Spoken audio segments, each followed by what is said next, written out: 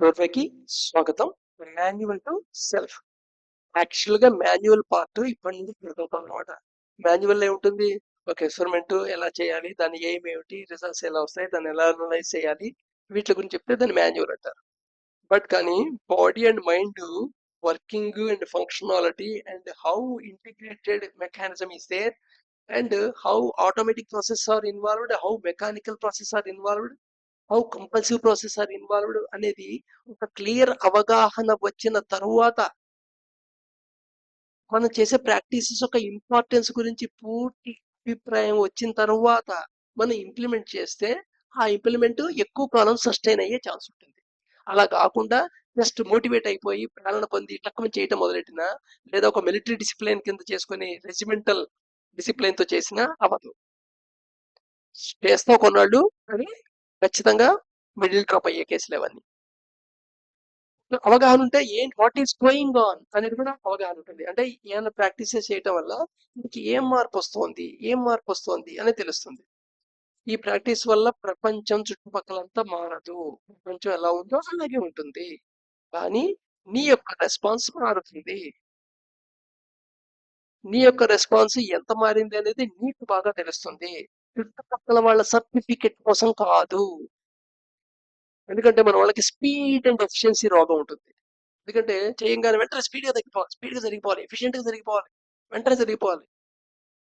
ఒక టాబ్లెట్ వేసుకున్నాను తలకాయ నొప్పి తగ్గిపోయింది అన్నట్టుగా ప్రవర్తిస్తారు. కానీ ఇన్ని జన్మల బట్టి, ఇంత ఎవల్యూషన్ ప్రాసెస్ లో కొన్ని వేల జన్మలు బట్టి నీ యొక్క బాడీ యొక్క మెంటల్ స్ట్రక్చర్ ఎలాగా మ్యాగ్నెటిక్ పాయింట్స్ ఫామ్ అయిపోయాయి, ఎలాంటి వాసనాస్తో నువ్వు సతమతం అవుతున్నావు, ఆ వాసనాస్తో నీ యొక్క ప్రాసెస్ ఎలా కంపల్సరీగా నడుస్తుంది, ఇదంతా రెక్టిఫై చేయాలంటే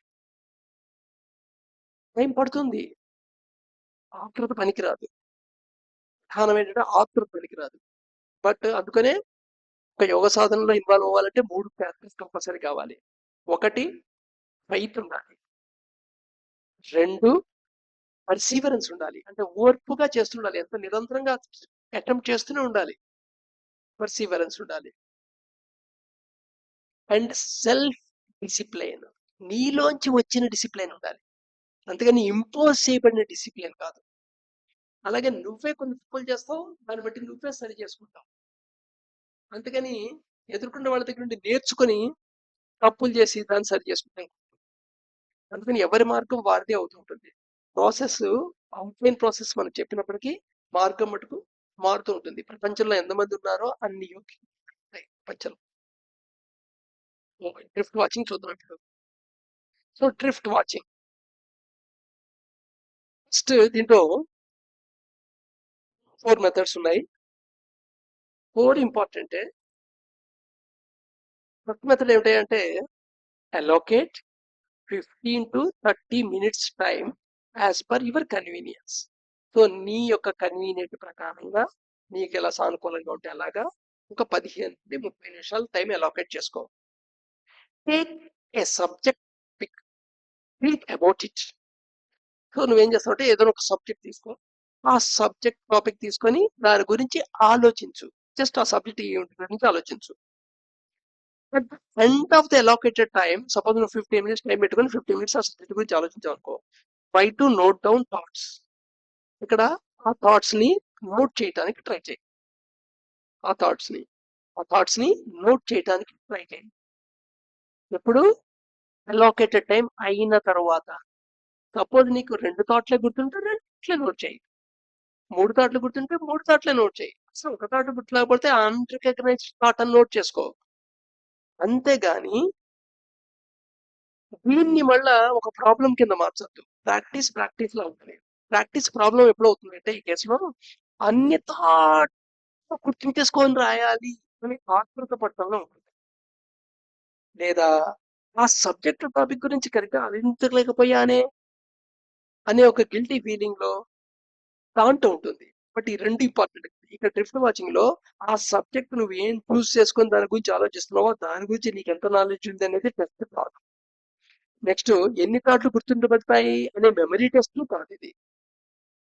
మొదట్లో నువ్వు 2 థాట్లు గుర్తుంచుకోవచ్చు, కానీ పోను థాట్లు గుర్తుంచుకోవడం వస్తుంది. సో దేర్ ఫోర్ అన్ని థాట్లు గుర్తుంచుకోవడానికి తొందరపడతాయి. అన్ని పాటలు గుర్తుంచుకోవడానికి తొందరపడితే ఈ ప్రాసెస్ లో వచ్చే ప్రాబ్లం ఏమవుతున్నాయి అంటే గేట్ కాపలాగా పెట్టిన ఫ్రెండ్ పని అయిపోతుంది. ఎలాగంటే సపోజ్ ఒక పార్టీకి అంటే ఫ్రెండ్స్ ని పిలిచావు. ఫ్రెండ్స్ అందరూ పార్టీలోకి వస్తున్నారు. పిలిచిన వాళ్ళందరికీ నువ్వు కార్డు ఇచ్చావు. ఈ కార్డు చూపించుకొని లోపలికి రండి అని. సో ఈ కార్డు లేని వాళ్ళు ఎవరైనా బయట అవుటర్స్ వచ్చి పార్టీలో ఎంజాయ్ చేస్తారేమో తినేస్తారేమో అని నీకు డౌట్ వచ్చింది. ఇప్పుడు నీకు బాగా ఆప్తమిత్రుడు ఒకటి పిలిచి ఇగో నేను ఈ కార్డులు పంచిపెట్టాను రా, ఈ కార్డులు ఉన్న వాళ్ళనే లోపలికి ప్రవేశించని అని వాడిని గేట్ దగ్గర ఉంచోబెట్టాం. పార్టీ స్టార్ట్ అయింది. పార్టీ అంతా అయిపోయింది. వాడు చక్కగా వాడు డ్యూటీ చేశాడు. పార్టీని ఎంజాయ్ చేయని వ్యక్తి ఎవరు? ఆ గేట్ దగ్గర కాపలా ఉన్న ఫ్రెండే. సో నీ మైండ్ అలాంటి పొజిషన్ తీసుకురావద్దు అంటున్నా. ప్రాబ్లం అవుతుందన్నమాట. అంటే అసలు డ్రిఫ్ట్ వాచింగ్ యొక్క ఎందుకు చేస్తున్నావు అనేది పోతుంది. జస్ట్ ఏంటంటే నువ్వు ఎన్ని డ్రిఫ్ట్ అయ్యాయో కౌంట్ చేసి మెమరీ చేయగలిగే కెపాసిటీ వస్తుంది నీకు అంతే. ఏదో ఒక వీడియో గేమ్ ఆడుతున్నట్టు. వీడియో గేమ్ లో ఏమొచ్చేస్తుంది ఇంటెలిజెన్స్, వేళ్ళు కలపడం వస్తుంది. బాల్ వచ్చింది టక్కన కొట్టాలి, ఇంకో బాల్ వచ్చింది టక్కన కొట్టాలి, ఈ వేలు కలపడం ఆ వేలు కలపడం, వాడి కక్క సైడ్ సరపడం ఇటు సరపడం ఇంకే వస్తుంది. ఇంకా చెప్పాలంటే యాంగ్జైటీ వస్తుంది, ఫియర్ వస్తుంది, స్ట్రెస్ వస్తుంది. అంతకంటే వచ్చేది ఏమి ఉండదు. వీడియో గేమ్లు ఆడుతుంటే మా పిల్లలు చాలా తెలివైన వాడు ఫీల్ అవుతుంటుంది అనుకుని చెప్పారు. సో అనగా ఇక్కడ డ్రిఫ్ట్ వాచింగ్ అనేది గేమ్ లాంటిది, గేమ్ చేయదు దాన్ని. సో నీకు ఎన్ని థాట్స్ గుర్తుంచుకుంటే ఎన్ని గుర్తుంటే అన్ని 15 నిమిషాలు అయిన తర్వాత సరే ఏమైనా వచ్చే ఏ థాట్స్ వచ్చే ఆలోచించు, అవి నోట్ చేయాలి. క్రమక్రమంగా పెరుగుతుంది, కంగారు ఏం లేదు. So do not go through the contents. ఈ రాసేసిన తర్వాత సపోజ్ 4 ఎన్నో థాట్స్ వచ్చాయి, 4 థాట్స్ ఏమిటో రాసావు. పిల్లగా థాట్ యొక్క రూట్ కారణం ఏమిటో ఐడెంటిఫై చేసి అది రాసుకోవచ్చే బాగుంటుంది. అంటే ఎలాగనేది నేను ఒక ఎగ్జాంపుల్ చెప్తాను. సో రాసిన తర్వాత కంటెంట్స్ మళ్ళీ నువ్వు చూడొద్దు, మెన్షన్ చేయొద్దు. జస్ట్ కాగితం పక్కన పెట్టేసాయి. పుస్తకాలు రాస్తే పక్కన పెట్టేసాయి. మళ్ళీ తర్వాత ఇంకో రోజు చేయి, ఇంకో రోజు చేయి. రెగ్యులర్ గా ట్రై చేయడానికి ప్రయత్నం చేయి. బట్ మీరు డిసిప్లిన్ పెట్టుకోకు. నీకు ఎప్పుడు కన్వీనియంట్ కంటే అప్పుడు చేయి, నెంబర్ ఆఫ్ టైమ్స్ చేయి. సో మొత్తం మీద ఎలాగో రెగ్యులర్ గా రావడానికి ట్రై చేయి. సో ఇలా 15 రోజులు రిపీట్ అయిన తర్వాత ఇప్పుడు ఆ డేటా అంతా పెట్టుకొని క్లాసిఫై చేయి. అంటే ఎలాగంటే ఈ థాట్ ఫియర్ నుంచి వచ్చింది, ఈ థాట్ యాంగ్రీ వల్ల వచ్చింది, ఈ థాట్ సెక్షువల్ థాట్, ఈ థాట్ కంపారిజన్ వచ్చింది అంటే క్రీడ్ ద్వారా వచ్చింది, ఈ జెల్సీ ద్వారా వచ్చింది, ఈ థాట్ నీ యొక్క ఎగోకి రిలేటెడ్, ఈ థాట్ ఇలాగా థాట్స్ ని క్లాసిఫై చేయి.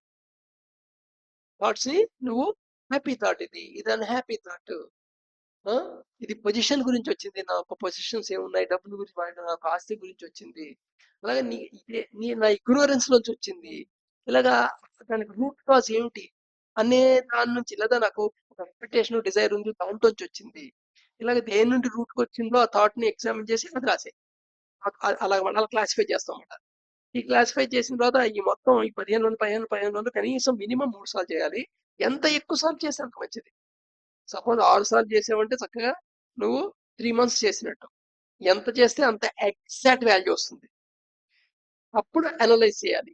ఏంటి కింద ఒక్కొక్క percentage each kind of drift ఎంత అంటే నీకు యాంగ్రీ పర్సంటేజ్ ఎంత ఉంది, సెక్షువల్ థాట్స్ పర్సంటేజ్ ఎంత ఉంది, ఫియర్ థాట్స్ పర్సంటేజ్ ఎంత ఉంది, నీకు ఎన్వి థాట్స్ పర్సంటేజ్ ఎంత ఉంది, జెలసీ థాట్స్ పర్సంటేజ్ ఎంత ఉంది, నీ యొక్క ఎగో థాట్స్ పర్సంటేజ్ ఎంత ఉంది, ఇలాగ పర్సంటేజెస్ తెలియాలి. నీ యొక్క డౌట్ఫుల్ థాట్స్ పర్సంటేజ్ ఎంత ఉంది, నీ ఇగ్నోరెన్స్ ఎంత ఉంది, నీ కంపాషన్ ఎంత ఉంది, నీ క్రూయలిటీ ఎంత ఉంది, ఇలాగా నీలో ఉండే అవన్నీ కంపేర్ చేసుకోవాలి. సో ఈ పర్సంటేజెస్ కట్టిన తర్వాత అప్పుడు ఆ పర్సంటేజ్ బట్టి నువ్వు కరెక్టివ్ మెథడ్స్ ఏం వాడాలి అనేది డిసైడ్ చేస్తావు అన్నమాట. చెప్పాను కదా, బ్లడ్ టెస్ట్ లాంటిది ఇది. సో ఇక్కడ దాకా అర్థం ఉంటుంది కదా. రేపు మటుకు ఈ డ్రిఫ్ట్ ఒక ఎగ్జాంపుల్ చెప్తాను రేపు. ఓకే.